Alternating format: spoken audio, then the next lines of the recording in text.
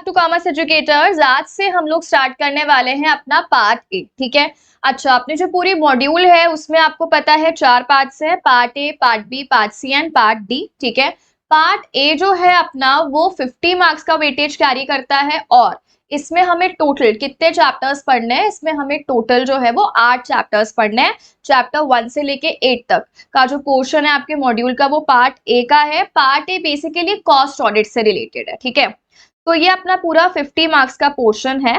तो आज हम ये स्टार्ट करने वाले हैं, इसका चैप्टर 1 हम लोग देखने वाले हैं आज। ठीक है, देखो सबसे पहले ये जो आपका पूरा पार्ट है इसमें आपको क्या बताया है कि कॉस्ट जो है ऑडिट के रिलेटेड कुछ कुछ चीजें आपको बताई गई है। बट सबसे पहले आपको बेसिक बताया जाएगा कि कॉस्ट ऑडिट क्या होती है, कॉस्ट ऑडिट क्यों होती है।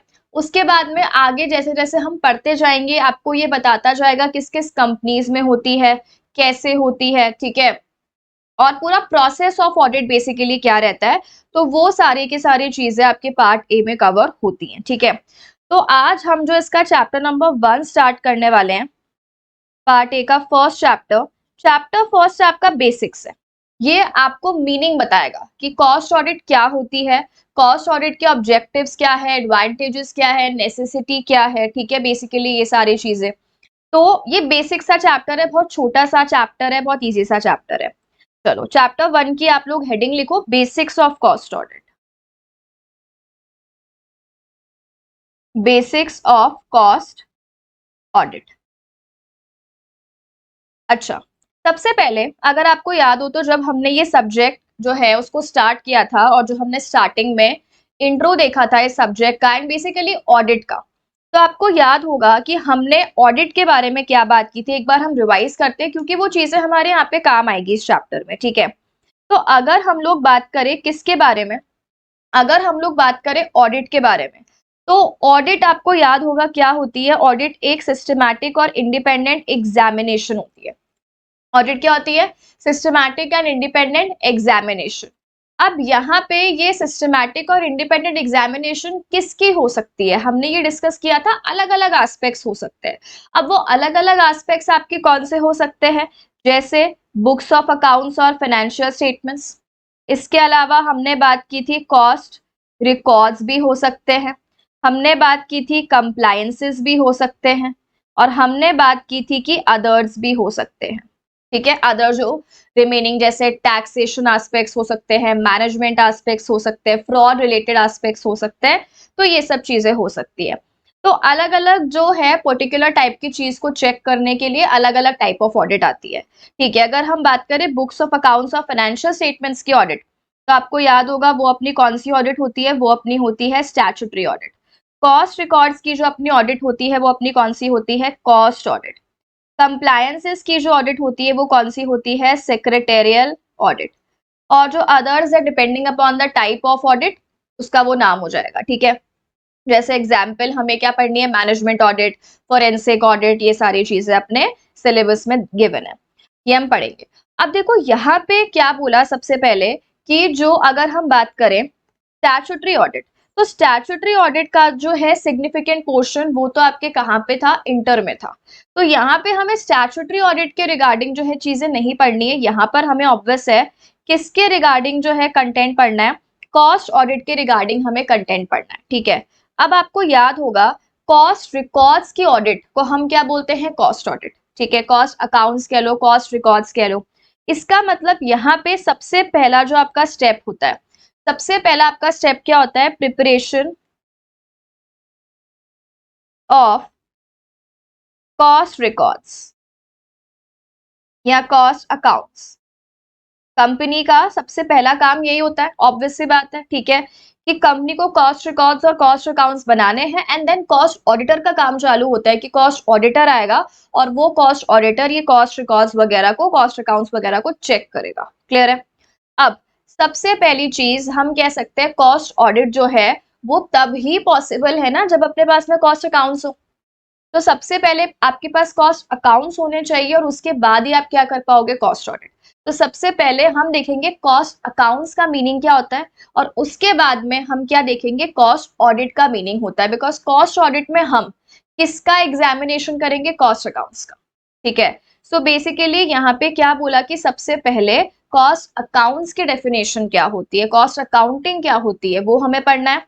उसके बाद में हम क्या पढ़ेंगे, कॉस्ट ऑडिट क्या होता है, ठीक है। और ऑल्सो आपको ये चीज याद होगी कि जैसे फाइनेंशियल स्टेटमेंट्स होते हैं, बुक्स ऑफ अकाउंट्स होते हैं, तो क्या हर कंपनी के लिए फाइनेंशियल स्टेटमेंट्स बनाना मैंडेटरी होता है? Absolutely. Books of accounts, financial statements ये हर कंपनी को बनाने होते हैं। क्या कोई लिमिट है मैम कि टर्नओवर इतना होगा या पेड अप कैपिटल इतना होगा या कुछ और लिमिट होगी तो ही बनाना है? नहीं। फाइनेंशियल स्टेटमेंट्स कोई से भी कंपनी हो, छोटी बड़ी, हर कंपनी के लिए मैंडेटरी है। और इसीलिए स्टैट्यूटरी ऑडिट भी हर कंपनी के लिए मैंडेटरी है। लेकिन यहाँ पे कॉस्ट रिकॉर्ड्स बनाना क्या हर कंपनी के लिए मैंडेटरी है? नहीं। कॉस्ट रिकॉर्ड्स बनाना हर कंपनी के लिए मैंडेटरी नहीं है। तो कौन सी कंपनीज है? कुछ लिमिट्स पढ़ेंगे हम, बट वो लिमिट्स इस चैप्टर में नहीं आएंगी, वो अपने चैप्टर नंबर 2 में आएंगी, ठीक है। तो हमें कुछ लिमिट्स पढ़नी है। वो लिमिट्स जो हम लोग पढ़ेंगे चैप्टर 2 में, उन वाली कंपनीज को ही कॉस्ट रिकॉर्ड्स, कॉस्ट अकाउंट्स बनाने हैं। और उनमें से भी ऑडिट किसकी होगी उसकी भी लिमिट है, ठीक है। ये हमने पहले ही बात कर ली थी कि कॉस्ट ऑडिट के लिए लिमिट्स होती है। तो कॉस्ट रिकॉर्ड किसको बनाने हैं उसके लिए भी लिमिट है। कॉस्ट ऑडिट किस कंपनीज को करवानी है उसके लिए भी लिमिट है। इसका मतलब ये हर कंपनी पे मैंडेटरी एप्लीकेबल नहीं होती है, ठीक है। तो हमें ये चीज यहाँ पे ध्यान रखनी है। Unlike statutory audit, statutory audit हर कंपनी के लिए मैंडेटरी होती है। तो बेसिकली यहाँ पे सबसे पहले हम अभी पढ़ लेते हैं कॉस्ट अकाउंटिंग की डेफिनेशन क्या होती है, कॉस्ट अकाउंटिंग के लिए क्या स्टैंडर्ड्स लगते हैं, एंड देन विल प्रोसीड कि ऑडिट क्या होती है, ऑडिट क्यों होती है, कॉस्ट ऑडिट क्या इंपॉर्टेंस है, क्या ऑब्जेक्टिव्स है, ठीक है। सो ये आप चैप्टर क्या मानो एकदम बेसिक, जैसा इसका नाम है, बेसिक्स पढ़ने हमें इसमें। आ जाओ स्टार्ट कर लेते हैं। सबसे पहले आप यहाँ पे हेडिंग बनाओ, मीनिंग ऑफ कॉस्ट अकाउंटिंग। अपना फर्स्ट टॉपिक क्या रहेगा, meaning of cost accounting. Because cost accounting जब तक हम नहीं जानेंगे, कॉस्ट ऑडिट हम कैसे पढ़ेंगे, ठीक है। चलो अच्छा, आपको बेसिक याद है अकाउंटिंग का मीनिंग? अकाउंटिंग का जो हम प्रोसेस पढ़ते थे, इसमें सबसे पहले हम क्या करते हैं, आइडेंटिफिकेशन करते हैं जो भी ट्रांजैक्शन मॉनेटरी नेचर के होते हैं, ठीक है। Recording, summarising, classification, then analysis and interpretation, presentation, वो सारे वर्ड्स याद है आपको अकाउंटिंग वाले? बस वो आपके अकाउंटिंग के वर्ड्स से, यहाँ पे हमें वही वर्ड्स रिलेट करके लिखने हैं कॉस्ट अकाउंटिंग में, ठीक है। एक बार लिखते हैं फिर वील डिस्कस। लिखो, process of identification, comma classification, measurement and assignment of cost to various cost objects. Assignments of cost to various cost objects. इसके बाद लिखो cost accounting standards.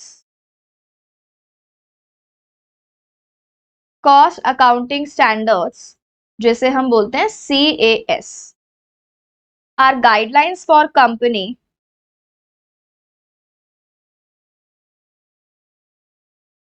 cost accounting standards are guidelines for company that specify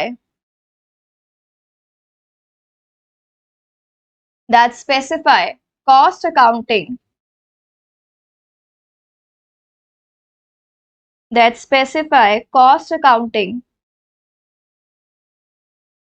treatment for various cost elements, comma disclosure requirements,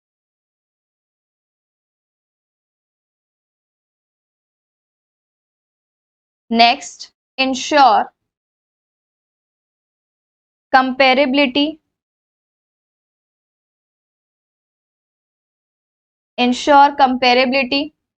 comma consistency and completeness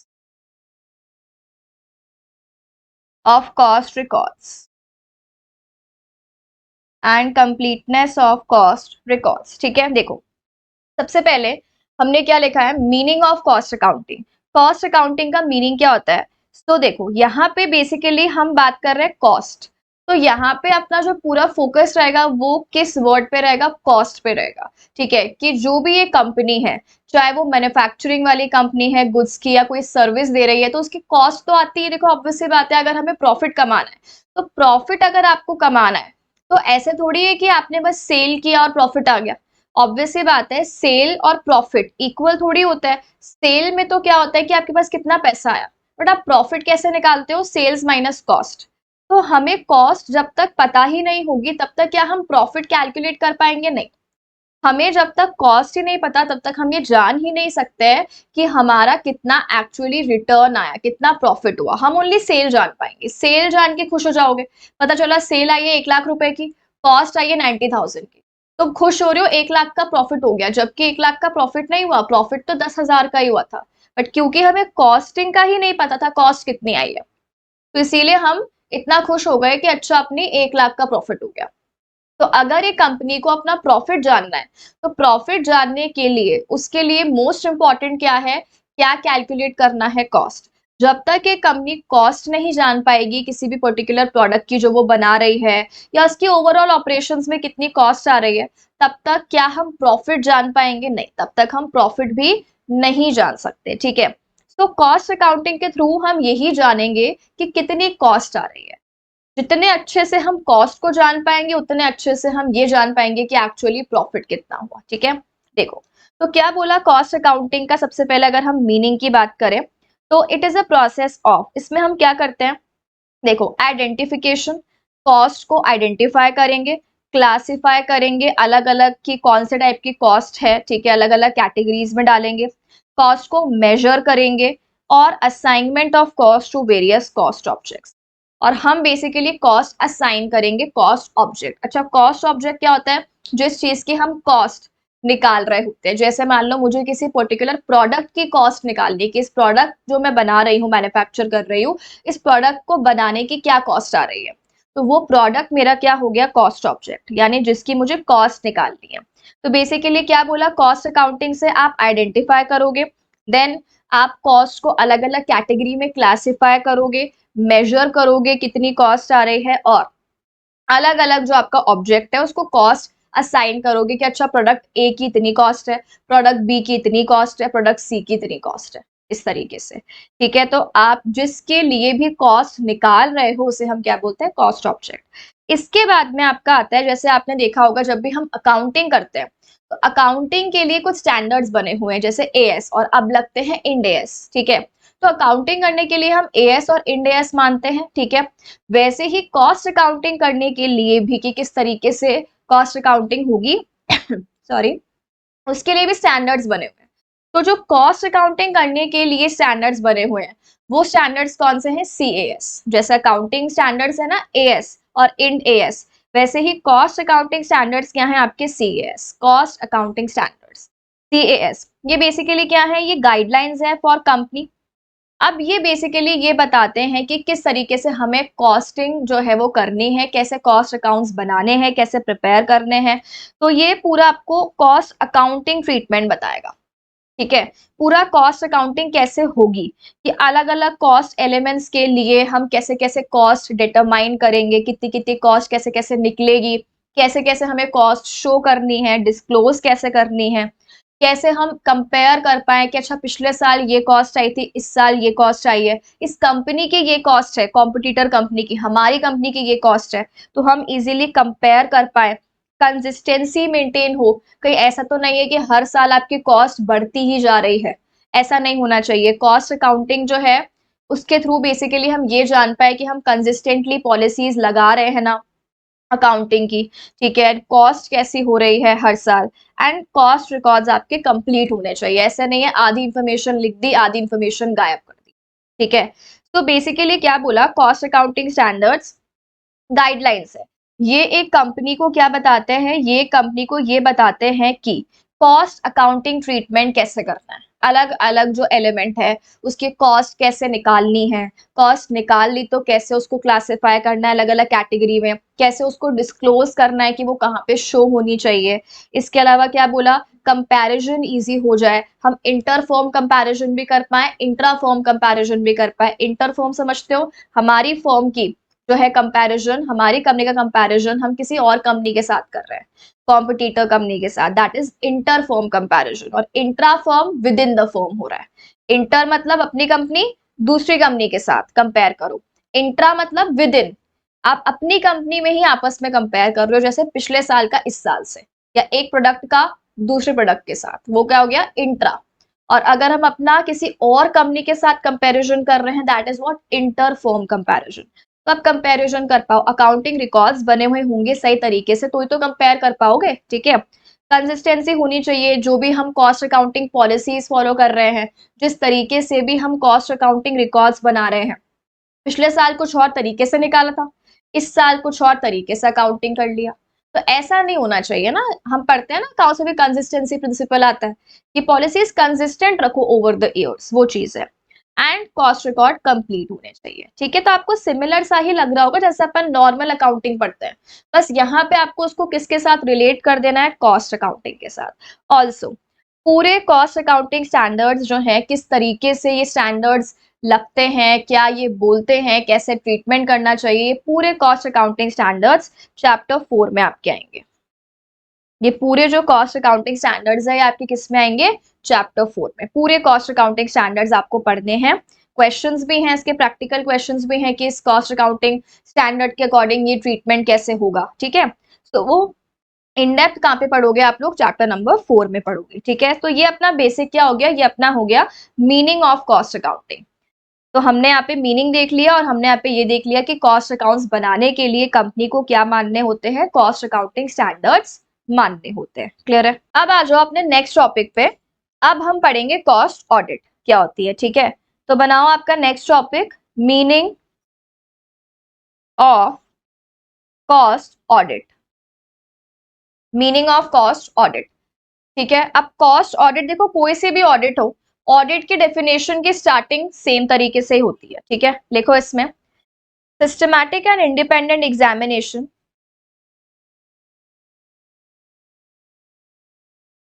systematic and independent examination of cost statements, cost records, other cost related information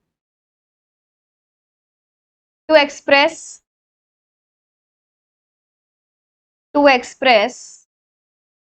opinion thereon, to express opinion thereon, whether they give true and fair view of cost of production, whether they give true and fair view of cost of production, ठीक है। देखो क्या बोला, simple है। Cost audit क्या होती है, systematic और इंडिपेंडेंट एग्जामिनेशन, प्रॉपर तरीके से प्रोसेस होता है सिस्टमैटिकली ऑडिट करने का। एंड हमें पता है हमेशा जो ऑडिट होगी वो इंडिपेंडेंट होगी, दैट मीन्स हम जो ऑडिट करवाएंगे, वो जो ऑडिटर होगा वो कभी भी ऑडिटर बायस नहीं हो सकता है, कंपनी के साथ में कनेक्टेड नहीं हो सकता है, कंपनी का एम्प्लॉय नहीं हो सकता, वो हमेशा प्रैक्टिसिंग प्रोफेशनल होगा। और आपको पता होगा कॉस्ट ऑडिट कौन करता है, प्रैक्टिसिंग कॉस्ट अकाउंटेंट, ठीक है। तो प्रैक्टिस वाला हम क्यों लेते हैं, बिकॉज ऑब्वियस सी बात है अगर कंपनी का एम्प्लॉय होगा तो वो बायस्ड है। और हमेशा ऑडिट इंडिपेंडेंट होनी चाहिए, वरना कोई सेंस ही नहीं निकलता ऑडिट का। ये सब बातें हम स्टार्टिंग में डिस्कस कर चुके हैं, करेक्ट। तो systematic and independent examination of, अब यहाँ पे नॉर्मली अगर अपन स्टैट्यूटरी ऑडिट पढ़ते हैं तो हम वहां पर क्या लिखते हैं, सिस्टमैटिक और इंडिपेंडेंट एग्जामिनेशन ऑफ किस किस चीज की करोगे, वही बुक्स ऑफ अकाउंट्स की, फाइनेंशियल स्टेटमेंट्स की, अकाउंटिंग रिकॉर्ड्स की। यहाँ पर आप उसको किससे सब्स्टिट्यूट कर लो, कॉस्ट स्टेटमेंट्स को चेक करोगे, वहां फाइनेंशियल स्टेटमेंट लिखते हैं, या कॉस्ट स्टेटमेंट चेक कर लोगे, कॉस्ट रिकॉर्ड चेक कर लोगे, और बाकी कॉस्टिंग से रिलेटेड जो भी इंफॉर्मेशन है उसको चेक कर लोगे। और अल्टीमेटली हमारा ऑडिट करने का मेन मोटिव क्या होता है, ताकि हम क्या दे पाए, ओपिनियन दे पाए। ऑडिटर अपना क्या दे पाए, ओपिनियन दे पाए कि क्या आपकी जो कॉस्ट ऑफ प्रोडक्शन दिख रही है, जो हमने कॉस्ट यहाँ पे निकाल के बताया है कॉस्ट अकाउंट्स में, क्या वो ट्रू एंड फेयर है कि नहीं है, क्या हमारे cost records, cost account true and fair view देते हैं कि नहीं देते हैं। सेम स्टैट्यूटरी में हम क्या लिखते हैं, फाइनेंशियल स्टेटमेंट्स ट्रू या फेयर व्यू देते हैं कि नहीं देते हैं। यहाँ पर हम क्या लिखेंगे, कॉस्ट स्टेटमेंट्स ट्रू या फेयर व्यू देते हैं या नहीं देते हैं, वो चीज को हम यहाँ पे लिखेंगे। ठीक है, तो ये अपना क्या हो गया, मीनिंग ऑफ कॉस्ट ऑडिट। अब हम इसकी एक और डेफिनेशन लिखेंगे कॉस्ट ऑडिट की। तो इसमें आप लिखो, institute of cost accountants of India, institute of cost accountants of India defines cost audit as, यानी अभी तो हमने एक जनरल डेफिनेशन लिखी, अब इंस्टीट्यूट जो है आपका उसने क्या डेफिनेशन दी है, institute of cost accountants of India ने कॉस्ट ऑडिट की क्या डेफिनेशन दी है, अभी हम वो लिखने वाले हैं। ठीक है, चलो लिखो इसमें, system of audit, system of audit for review comma examination comma appraisal of cost accounting records, appraisal of cost accounting records and attendant information required to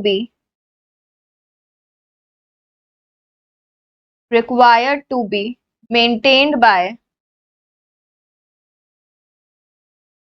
specified industries, required to be maintained by specified industries as mandated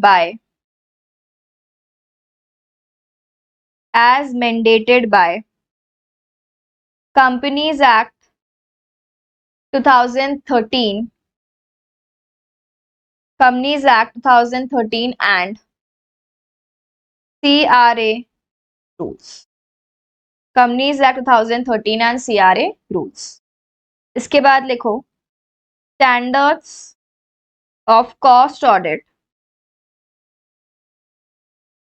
standards of cost audit provides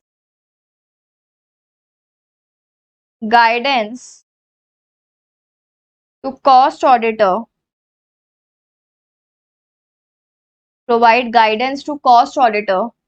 through each step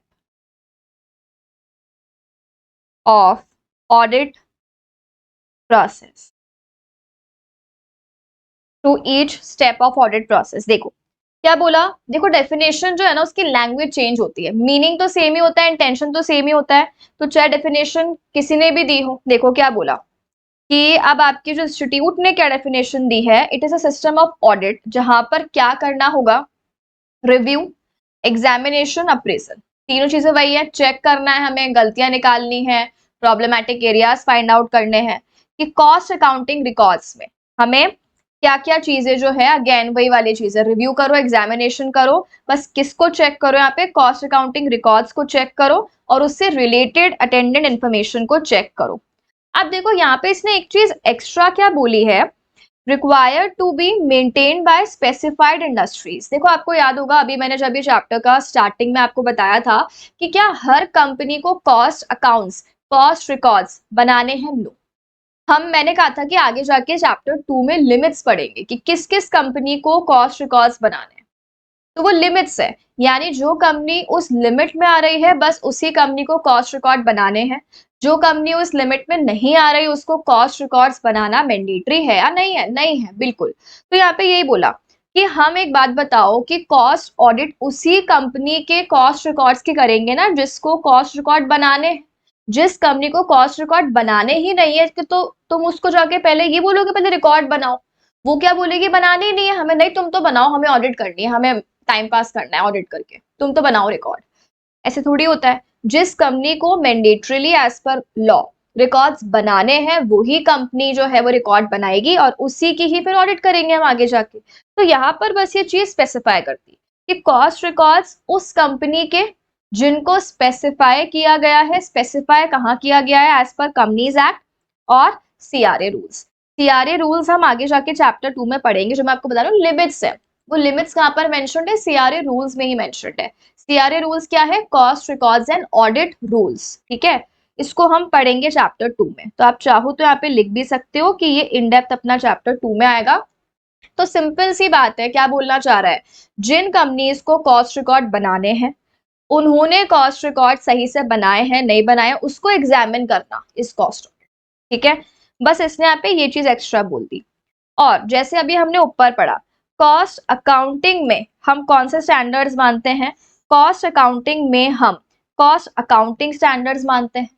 similarly cost audit में हम क्या मान लेंगे, cost auditing standards, और उसको नाम क्या दिया हुआ है, स्टैंडर्ड्स ऑन कॉस्ट ऑडिट। जैसे अपने फाइनेंशियल्स के लिए क्या होते हैं, accounting standards and standards on auditing, याद है एसए बोलते हैं हम उसे। वैसे यहाँ पे cost accounting standards and standards on cost audit, इसको हम बोलते हैं एससीए। इसको हम क्या बोलते हैं, एससीए। जैसे हम कॉस्ट अकाउंटिंग को क्या बोलते थे, सीएस, वैसे स्टैंडर्ड्स ऑन कॉस्ट ऑडिटिंग को हम क्या बोलेंगे, एससीए। मैम क्या ये भी हमारे सिलेबस में है, बिल्कुल। जैसे हमें सीएस पढ़ने हैं चैप्टर 4 में, वैसे ही हमें एससीए पढ़ने हैं, और ये हमें कहाँ गिवन है, पार्ट ए के चैप्टर 5। इसको लिखते चलो ताकि आपको ये चीज पता रहेगी। वैसे अब जब हम आगे पूरा सिलेबस पढ़ लेंगे तब तो आपको पता चल ही जाएगा, बट ठीक है, अभी के लिए हमें पता होना चाहिए कि ये चैप्टर 1 में देखो बहुत सारे ऐसे टर्म्स होंगी जो आगे काम आएंगी, आगे यूज होंगी, तो हम उसका इन डेप्थ आगे पढ़ेंगे, ठीक है। चलो, तो ये हो गया अपना डेफिनेशन एज पर इंस्टीट्यूट। अब आ जाओ आप लोग नेक्स्ट टॉपिक पे। अब हम जो नेक्स्ट टॉपिक कर रहे हैं वो क्या है, यार कॉस्ट ऑडिट करवाने के ऑब्जेक्टिव क्या है, क्यों करवा रहे हैं हम, ठीक है। तो बनाओ heading, objectives of cost audit. Objectives of cost audit, देखो कॉस्ट ऑडिट के जो ऑब्जेक्टिव्स है ना, उसको दो कैटेगरीज में क्लासिफाई करें। पहला है ए, जनरल ऑब्जेक्टिव। ए क्या है, general objectives. And point number B क्या है, सोशल ऑब्जेक्टिव। ए क्या है, general objectives, and point number B क्या है, सोशल ऑब्जेक्टिव। देखो जनरल ऑब्जेक्टिव बेसिकली कंपनी के लिए कैसे बेनिफिशियल है, जनरली ऑडिट कंपनी के लिए कैसे बेनिफिशियल है। सोशल ऑडिट में, sorry social objectives of audit में हम ये पढ़ेंगे कि जो कॉस्ट ऑडिट है उससे सोसाइटी इनको क्या बेनिफिट हो रहा है। जनरल में हम लोग क्या पढ़ेंगे कि कंपनी को खुद को क्या बेनिफिट हो रहा है। सोशल ऑब्जेक्टिव्स में हम क्या पढ़ेंगे कि ऑडिट करने से, स्पेशली कॉस्ट ऑडिट करने से सोसाइटी को क्या बेनिफिट हो रहा है। अब आप ये सोचोगे कि इससे सोसाइटी को तो क्या ही बेनिफिट हो रहा है, सोचो अभी हम पढ़ेंगे। पहले हम क्या लिख रहे हैं, जनरल ऑब्जेक्टिव्स। तो आप यहाँ पे फर्स्ट हेडिंग बना लो पॉइंट नंबर ए करके, जनरल ऑब्जेक्टिव्स।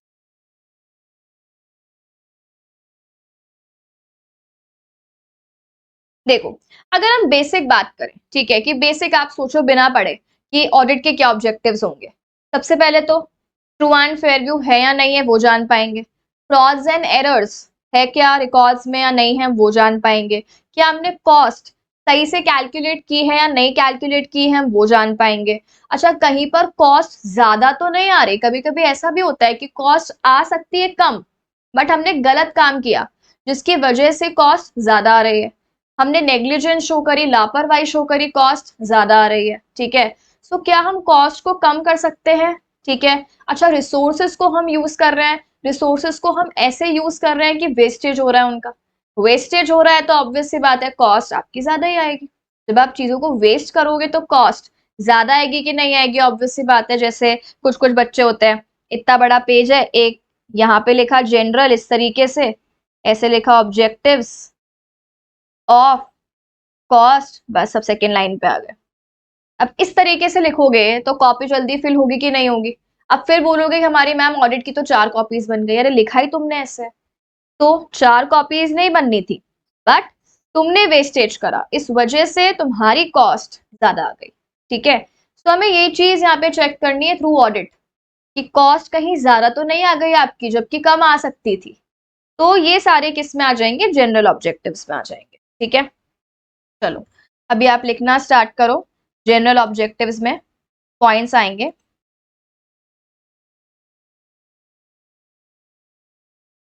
बनाओ। Point number 1, verify cost accounts,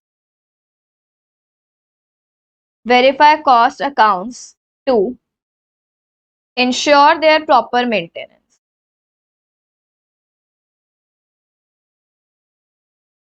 Ensure their proper maintenance. Point number 2,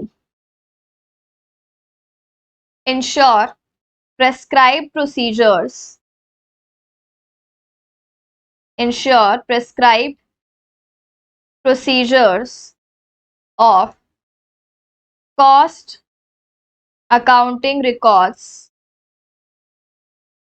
followed. Next, detect frauds and errors.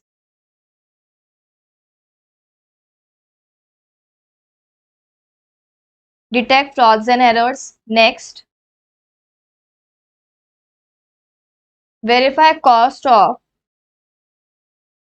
each cost unit and cost center. Next, determine inventory valuation. Next, detect and correct abnormal loss of material and time. Abnormal loss of material and time. Next, और भी कुछ points आएंगे तो ऐसे लिख लो नीचे। Next point लिखो, periodical reconciliation.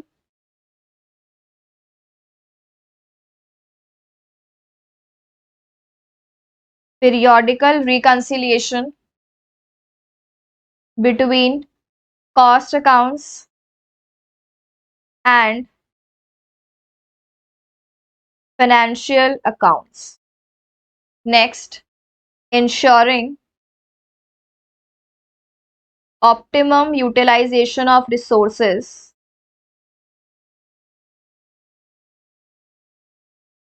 Ensuring optimum utilization of resources of the company.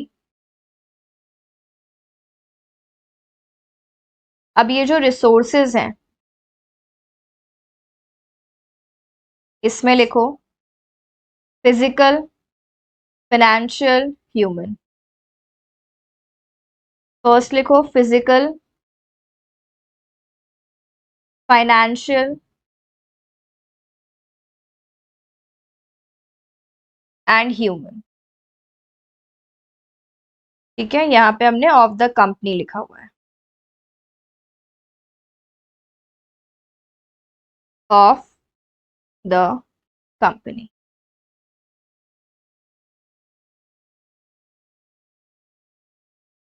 चलो नेक्स्ट पॉइंट पे आओ,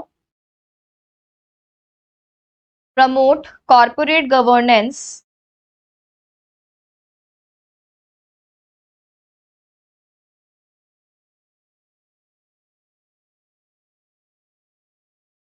promote corporate governance through operational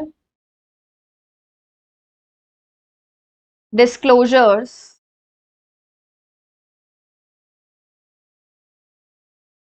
to director.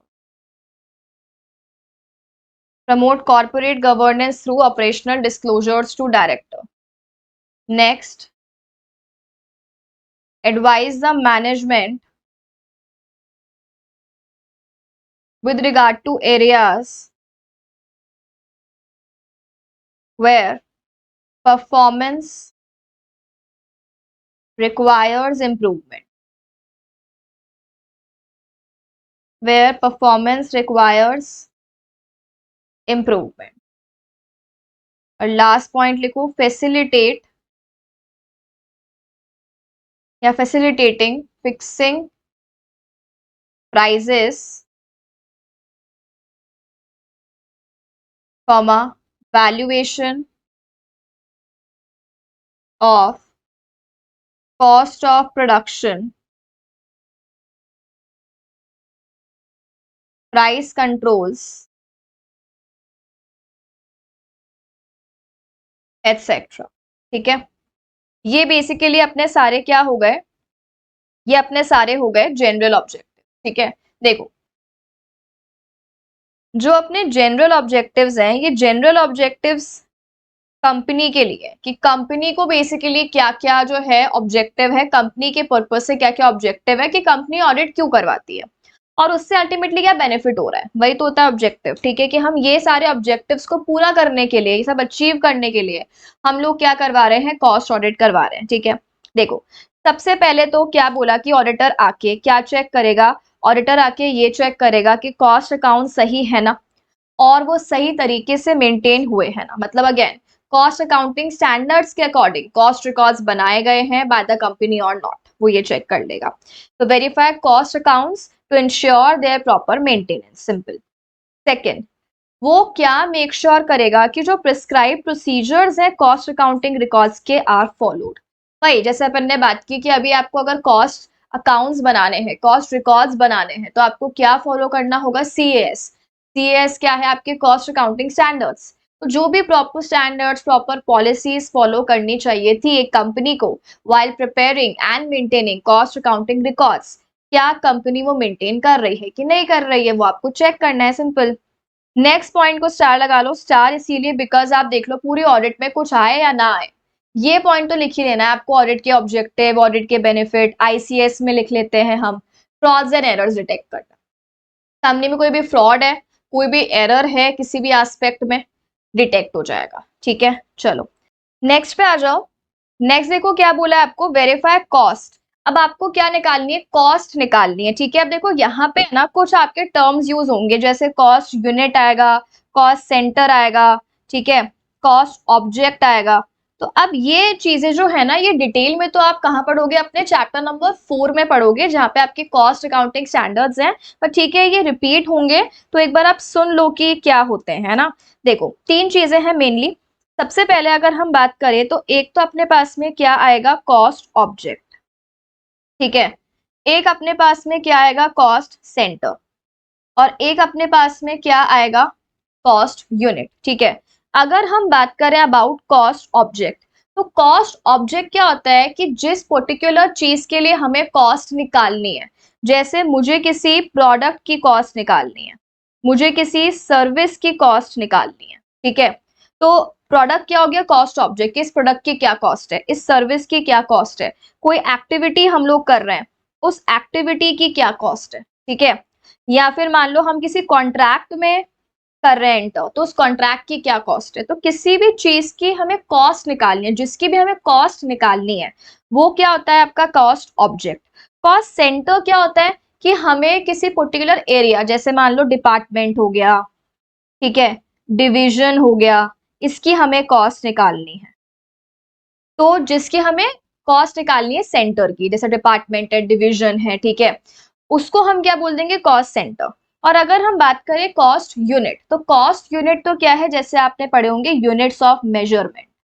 Units of measurement, कि जैसे हम पावर को मेजर करते हैं, ठीक है, तो पावर को मेजर करने के लिए यूनिट हम यूज करेंगे, तो वो यूनिट आ जाएगी यहाँ पे. जैसे पावर के लिए हम क्या यूज करेंगे, किलोवाट आवर्स, है ना. मेट्रिक टन हम यूज करते हैं यूनिट. तो ऐसे अलग अलग जो यूनिट्स होती हैं, ये यूनिट ऑफ मेजरमेंट, उसे हम क्या बोलते हैं, कॉस्ट यूनिट.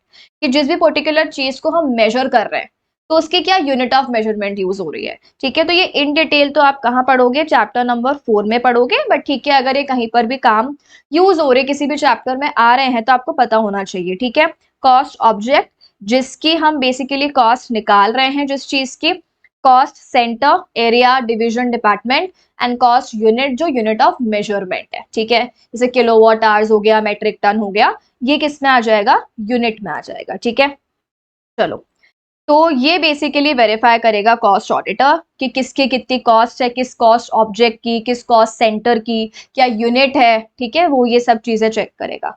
नेक्स्ट है इन्वेंट्री वैल्यूएशन, स्टॉक का वैल्यूएशन बेसिकली देखेगा, तो डिटरमाइन इन्वेंट्री वैल्यूएशन। इसके बाद देखो क्या बोला, detect and correct abnormal loss of material and labour and time. देखो क्या बोला यहाँ पे कि एक तो होता है नॉर्मल लॉस की, ठीक है हो रहा है, एक एबनॉर्मल लॉस है जो वैसे नहीं होता बट मान लो कि कभी हो रहा है। ठीक है, अनयूजुअल सर्कमस्टांसेस में हो रहा है, तो क्यों हो रहा है वो एबनॉर्मल लॉस। अब वो लॉस किसका हो सकता है, वो लॉस मटेरियल का भी हो सकता है, वो लॉस टाइम का भी हो सकता है, तो वो लॉस क्यों हो रहा है। ठीक है, उसको हम चेक करेंगे और हम मतलब एज अ ऑडिटर करेक्ट करने के लिए सजेशन देंगे, इंप्रूवमेंट्स बताएंगे कि कैसे कैसे आप इसको और ठीक कर सकते हो ताकि आपका ये लॉस ना हो। नेक्स्ट है periodical reconciliation between cost accounts and financial accounts. देखो ऑब्वियस सी बात है, एक ही कंपनी है, ठीक है, सो हमें मैचिंग तो करना होगा बिकॉज कॉस्ट रिकॉर्ड से कॉस्ट आ रही है, और अगर आपकी फाइनेंशियल अकाउंट्स की हम बात करें तो वहां पे अपने पास सेल्स है, प्रॉफिट है, तो हमें दोनों को मैच करना होगा ना कि भाई जितनी सेल्स आई है उसमें कॉस्ट कितनी है और प्रॉफिट कितना है। तो ये जब हम फाइनेंशियल्स और कॉस्ट अकाउंट्स दोनों को कंबाइन करेंगे, रिकंसाइल करेंगे, मैच करेंगे, तो ही हमें करेक्ट पिक्चर मिलेगी। ठीक है, कि सब चीजें आपस में मैच हो रही है कि नहीं हो रही है। नेक्स्ट, इसको भी आप स्टार मार्क करो, जैसे ऊपर हमने बात की थी कि एक तो अपना फ्रॉड्स एंड एरर्स, ये वाला पॉइंट आप सब जगह पे लिख के आ सकते हो। सिमिलरली वैसे ही ये जो है आपका ensuring optimum utilisation of resources, ये आप सब जगह पे लिख के आ सकते हो। ठीक है, जो भी आपके रिसोर्सेज है उसका यूज ऑप्टिमम होना चाहिए। अब ऑप्टिमम यूज का मतलब क्या होता है कि आपका जो बेनिफिट है उस रिसोर्स से, जो आपका बेनिफिट है वो तो मैक्सिमाइज होना चाहिए, और जो उस रिसोर्स का वेस्टेज है या लॉस है वो क्या होना चाहिए, मिनिमाइज होना चाहिए।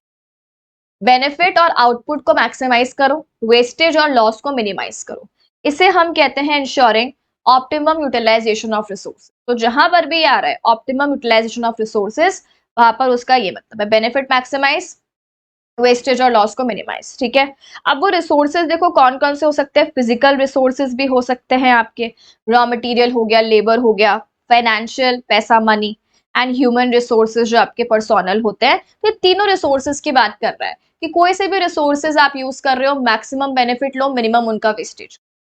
Next, promote corporate governance through operational disclosures to director. देखो बेसिकली कॉर्पोरेट गवर्नेंस का मतलब होता है कि आप इस तरीके से काम करो कि फेयरनेस रहे, ऐसे काम करो आप कंपनी में कि फेयरनेस रहे, ट्रांसपेरेंसी रहे, कुछ बात हमें छुपानी ना पड़े चीजों को। ठीक है, तो बेसिकली क्या बोला इससे, कॉर्पोरेट गवर्नेंस कैसे प्रमोट होगी, क्योंकि यहाँ पे जो भी डे टू डे मतलब चीजें हो रही है उसका टाइम टू टाइम डिस्क्लोजर होता रहेगा कि अच्छा अब ये चीज ऐसे हो रही है, अब इसकी इतनी कॉस्ट आई, अब ऐसे रहा, तो डिस्क्लोजर होंगे तो ट्रांसपेरेंसी वैसे ही मेंटेन हो जाएगी, तो बात छुपेंगी नहीं, तो फ्रॉड्स एंड एरर्स वैसे रिड्यूस हो जाएंगे। ठीक है, नेक्स्ट है मैनेजमेंट को एडवाइस करो। देखो ये अगेन आपको ये चीज याद रखनी है, जैसे हमने इंटरनल ऑडिट में देखते हैं, ऑपरेशनल ऑडिट में देखते हैं, वो चीज यहाँ पे भी है सेम, कि जहाँ पे प्रॉब्लमैटिक एरियाज है, जहाँ पे हमारी परफॉर्मेंस और ज्यादा बेटर हो सकती है, तो आपको मैनेजमेंट को एडवाइस करना है कि यार इस एरिया की परफॉर्मेंस आप और ज्यादा बेटर करो। तो advise the management with regard to the areas where performance requires improvement, performance और ज्यादा बेटर कहाँ कहाँ पे किस किस एरिया में हो सकती है, वो एरियाज बताओ और कैसे इंप्रूव हो सकती है वो भी एडवाइस दो। नेक्स्ट क्या बोला, फैसिलिटेट फिक्सिंग प्राइसेस। देखो अगर हमें प्रॉफिट कमाना है और जितनी अपनी कॉस्ट आ रही है तो उस अकॉर्डिंग क्या प्रोडक्ट की प्राइस होनी चाहिए कि अपनी जो है प्रॉफिट्स अच्छे खासे आ सके। ठीक है, तो क्या प्राइस होगी तो अपना अच्छा प्रॉफिट बनेगा। Valuation of cost of production, कि हम जो प्रोडक्शन कर रहे हैं क्या कॉस्ट आ रही है, उस कॉस्ट को कैसे कैलकुलेट करें, उसकी वैल्यू कैसे आइडेंटिफाई करें, कंट्रोल कैसे लगाएं प्राइस के ऊपर। देखो ऑब्वियस सी बात है कि अगर आप ये सोचते हो कि कितनी ही कॉस्ट आ जाए हम तो प्रॉफिट कमा लेंगे प्राइस बढ़ा के, आपका कस्टमर वो प्रोडक्ट नहीं खरीदेगा अगर प्राइस बहुत ज्यादा है और आपके कॉम्पिटिटर की प्राइस कम है। तो आपको आपका दिमाग प्राइस बढ़ाने पे नहीं लगाना चाहिए बल्कि कॉस्ट कटिंग पे लगाना चाहिए।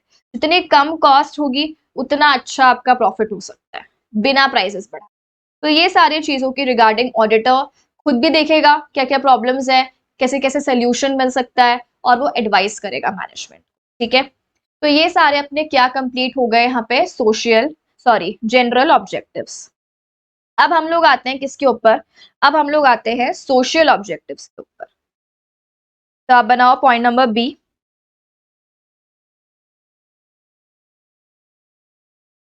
पॉइंट नंबर बी है अपना सोशल ऑब्जेक्टिव्स। ठीक है, सोशल ऑब्जेक्टिव्स का मतलब क्या है कि यार इससे सोसाइटी को क्या बेनिफिट होगा। देखो लिखो first, verify whether pricing of product justify it's quality, justify it's quality. Next, remove या removing disparities if any in pricing of the product, removing disparities if any in pricing of the product. Next, ensuring no cost based economic disbalance occur in the price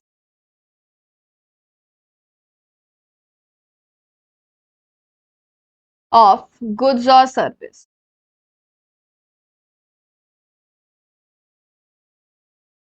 Next, facilitate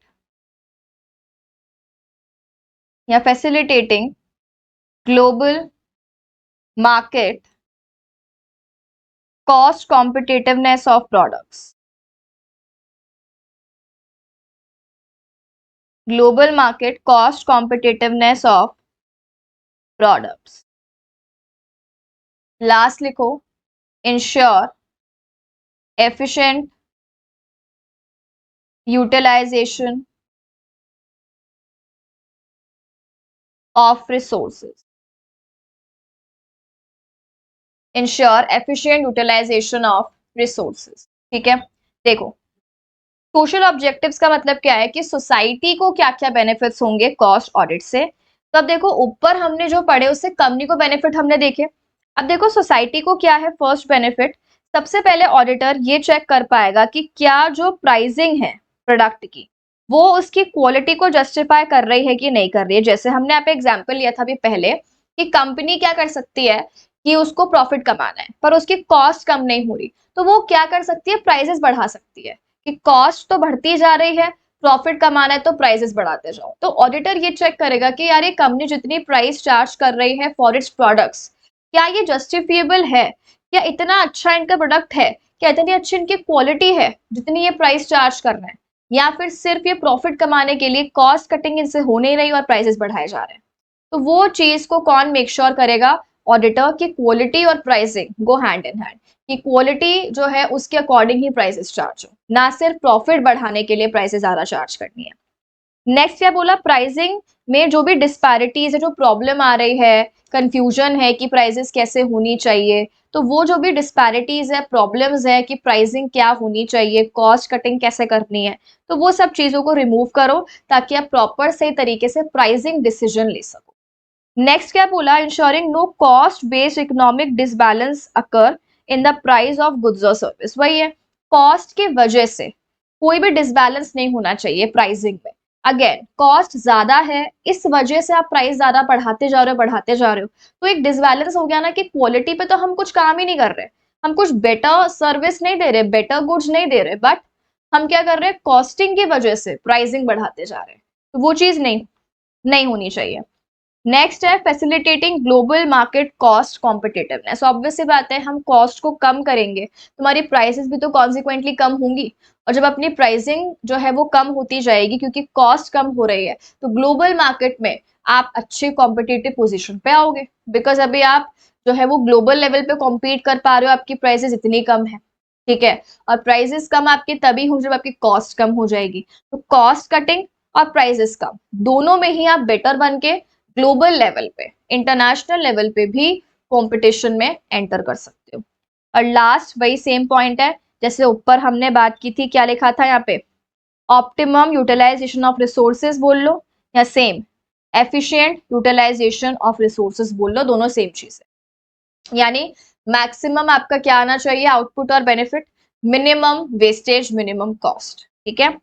चलो, तो ये हो गया society को क्या benefit. देखो ultimately यही है कि अगर प्राइजेस कम होंगी, कॉम्पिटिटिव पोजीशन अच्छी होगी, ठीक है, कॉस्ट कटिंग होगी, रिसोर्सेज वेस्ट नहीं होंगे, ठीक है, सही तरीके से यूज होंगे, मैक्सिमम बेनिफिट होंगे, तो इस वजह से अल्टीमेटली सोसाइटी भी तो खुश रहेगी, क्योंकि उनको भी तो अच्छी क्वालिटी के प्रोडक्ट मिल रहे हैं अच्छी प्राइजेस पे, एंड कंपटीशन अच्छा है तो उनको क्या मिल रही है, वैरायटी भी मिल रही है, ठीक है। तो ये सारे अपने क्या हो गए, सोशल ऑब्जेक्टिव, ठीक है। चलो, अब बनाओ आप एक नेक्स्ट टॉपिक। अपना नेक्स्ट टॉपिक है utility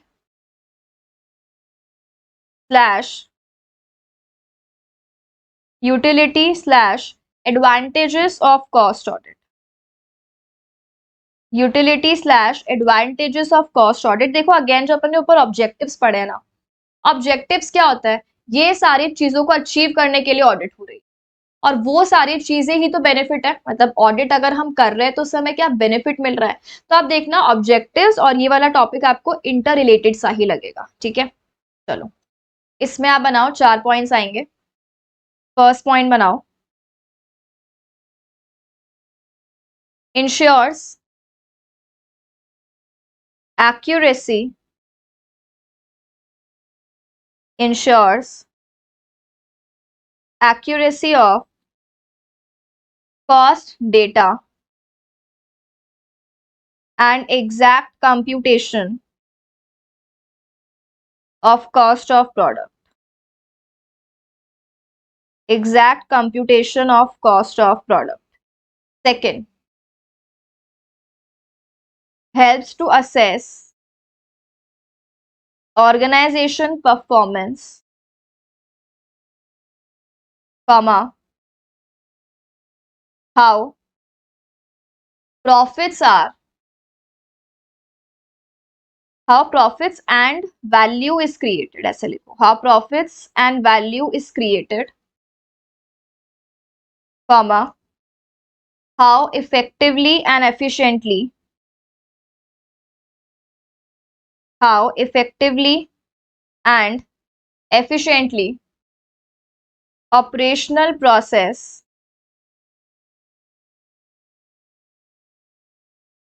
transform input into output.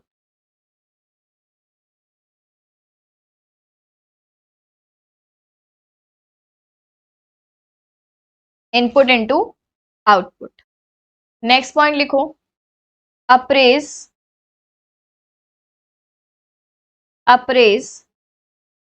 Actual performance in context of implemented strategies, in context of implemented strategies. Last point लिखो, support management in decision making, support management in decision making of both regular and non-routine decisions while designing products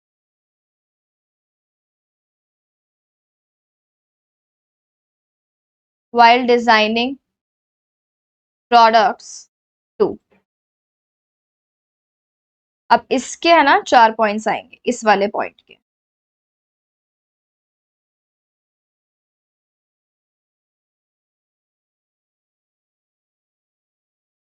इसमें लिखो first point,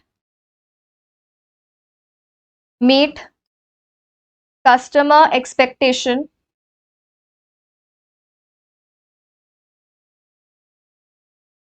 meet customer expectation and profitability targets. Customer expectation and profitability targets. Second, continuous improvements in resource utilization. Next, guide product mix and investment decisions.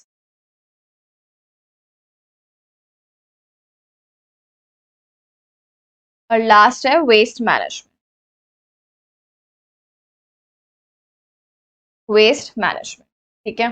देखो basically क्या बोला यहाँ पे, ये अपने हैं एडवांटेजेस या फिर हम कह सकते हैं नीड ऑफ कॉस्ट ऑडिट।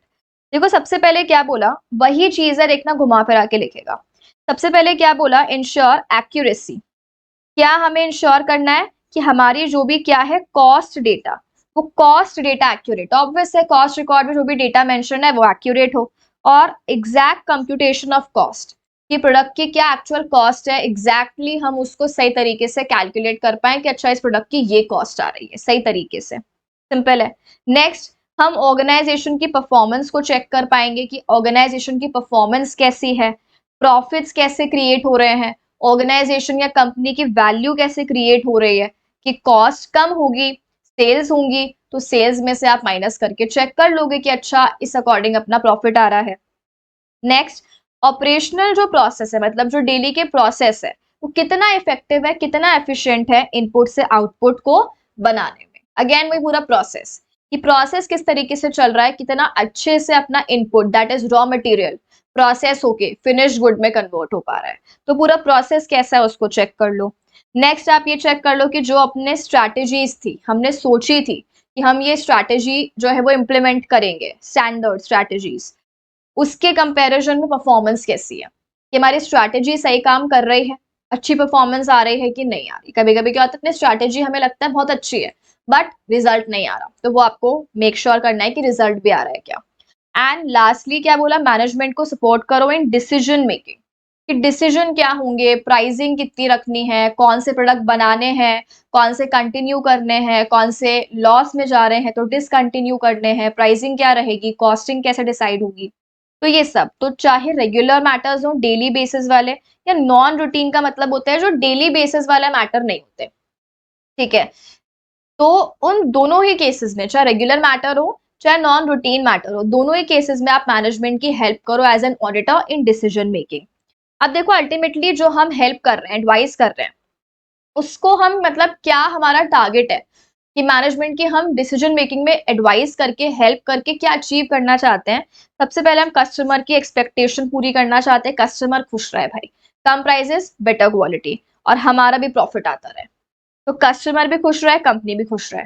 दूसरा, कंटिन्यूअस इंप्रूवमेंट करो भाई, रिसोर्सेज का जो आप यूज कर रहे हो वेस्टेज कम से कम करो, तो आपको इस तरीके से काम करना है। प्रोडक्ट मिक्स, कि आपका कौन कौन से प्रोडक्ट्स कंपनी बनाए, कौन से कंटिन्यू करे, कौन से डिसकंटिन्यू करे, इन्वेस्टमेंट किस किस में करे, किस किस में नहीं करे, वेस्टेज है। एंड जो वेस्ट हो रहा है रिसोर्सेज का, जो हमने ऊपर बात की फिजिकल फाइनेंशियल ह्यूमन, वेस्ट को कैसे मैनेज करे कि वेस्ट कम से कम, ठीक है। तो ये अपना क्या हो गया पूरा, ये अपना हो गया यूटिलिटी या एडवांटेजेस ऑफ कॉस्ट ऑडिट। चलो अब आ जाओ लास्ट, लास्ट टॉपिक अपना बचा हुआ है इस चैप्टर का, एंड देन अपना चैप्टर 1 हो जाएगा बिकॉज छोटा सा ही चैप्टर है, स्कोप ऑफ कॉस्ट ऑडिट।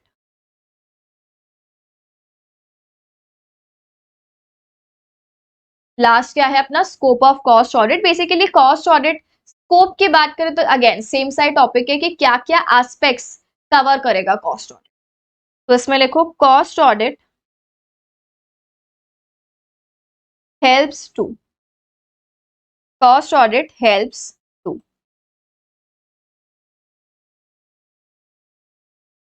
बनाओ first point, control cost. Second, setting standards and budgets.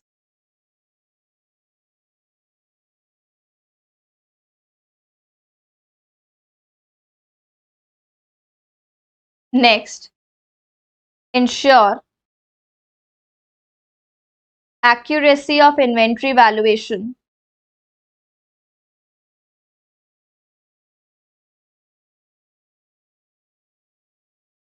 Next, minimize wastage.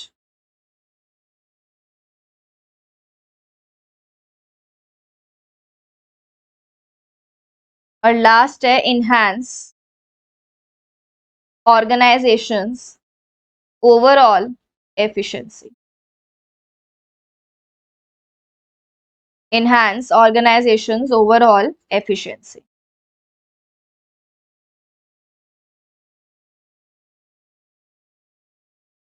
चलो सेम ही चीज है, अगेन रिपीट कर रखा है कि कॉस्ट ऑडिट का स्कोप क्या है, क्या क्या एरिया, क्या क्या एस्पेक्ट को वो कवर करती है। फर्स्ट ऑब्वियसली बात है, कॉस्ट कंट्रोल करना है, कॉस्ट को कम से कम करना है। स्टैंडर्ड्स एंड बजट सेट करो, ऑब्वियस है बजट वगैरह सेट होगा तो आप उससे ये डिसाइड कर पाओगे कि अच्छा इतना ही खर्चा करना है हमें, ठीक है, तो अपना वेस्टेज नहीं होगा, कॉस्ट ज्यादा नहीं आएगी, खर्चा ज्यादा नहीं होगा। एक्यूरेसी ऑफ इन्वेंट्री वैल्यूएशन, जो स्टॉक वैल्यूएशन है वो सही से हो पाएगा, ठीक है। वेस्टेज को मिनिमाइज करो एंड इससे ऑर्गेनाइजेशन की ओवरऑल एफिशिएंसी अपने आप बढ़ेगी। वही maximise the outputs and benefits, minimise the wastage and cost, same ही चीज है। बस ये है कि चैप्टर को बढ़ाने के लिए 3 टॉपिक्स अलग अलग बना रखे हैं। तो अपना ऑब्जेक्टिव्स ले लो, चाहे अपना आप ये एडवांटेजेस या नीड ले लो, चाहे आप यहाँ पे स्कोप ले लो, तीनों में ही सेम ही चीज है, लैंग्वेज घुमा। तो अगर आप यहाँ पे पॉइंट्स जो है वो सारे एक साथ पढ़ लोगे ना, तो घुमा फिरा के थोड़ी सी लैंग्वेज चेंज करके आप लिख सकते हो। चलो, तो with this we are done with अपना फर्स्ट चैप्टर। एक ही क्लास में कंप्लीट हो गया बिकॉज काफी बेसिक एंड छोटा सा ही चैप्टर है, ठीक है। चलो, तो अपना chapter number 1 basics of cost audit हो गया। नेक्स्ट क्लास से हम लोग अपना चैप्टर 2 स्टार्ट करेंगे, सीआरए रूल्स, जो कि मोस्ट इंपॉर्टेंट आप मानो। चैप्टर जो है ना अपने 2, 3, 4 मतलब बेसिकली कॉस्ट ऑडिट वाले अब जो 3-4 चैप्टर्स आएंगे वो काफी इंपॉर्टेंट ही चलेंगे ऑब्वियसली। चलो ओके, ये आप आज रिवाइज कर ही लेना घर पे। Thank you everyone and have a nice day.